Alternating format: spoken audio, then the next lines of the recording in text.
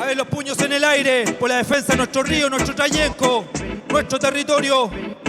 Yeah, yeah, yeah. Dice, como en Ralco, quieren hacer lo mismo en Pilmaiquén, matando todo lo hermoso que tiene su Nehuen. Cada río tiene su fuerza y su belleza, no dejemos que la destruyan con su represa. Como en Ralco, quieren hacer lo mismo en Pilmaiquén, matando todo lo hermoso que tiene su Nehuen. Cada río tiene su fuerza y su belleza, no dejemos que la destruyan. El gobierno dice que estamos en crisis energética, que hay que construir centrales hidroeléctricas. Mentira, son intereses económicos que llenan los bolsillos de wincas políticos, haciendo embalse los balsos con falsas expectativas.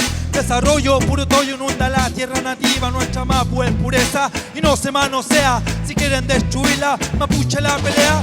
El Alto Biobío, Pehuenche en agonía, fuerte sufrimiento era para la Patagonia. Represas y torres de alta tensión, bajo el amparo del Estado, el privado hace invasión.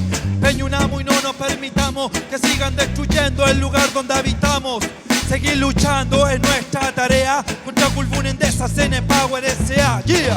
Como en Ralco, quieren hacer lo mismo en Pilmaiquén, matando todo lo hermoso que tiene su Nehuen. Cada río tiene su fuerza y su belleza, no dejemos que la destruyan con su represa. Como en Ralco, quieren hacer lo mismo en Pilmaiquén, matando todo lo hermoso que tiene su Nehuen. Cada río tiene su fuerza y su belleza, no dejemos que la destruyan. Ahora, Pilmaiquén sin represa, el Leitatí, el Cume sin represa, Carilafquén sin represa, Pura Regua sin represa, Truful sin represa, Río Maipo sin represa.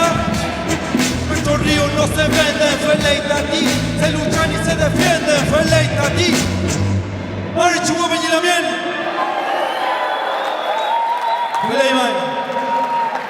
Muchas gracias, hermano.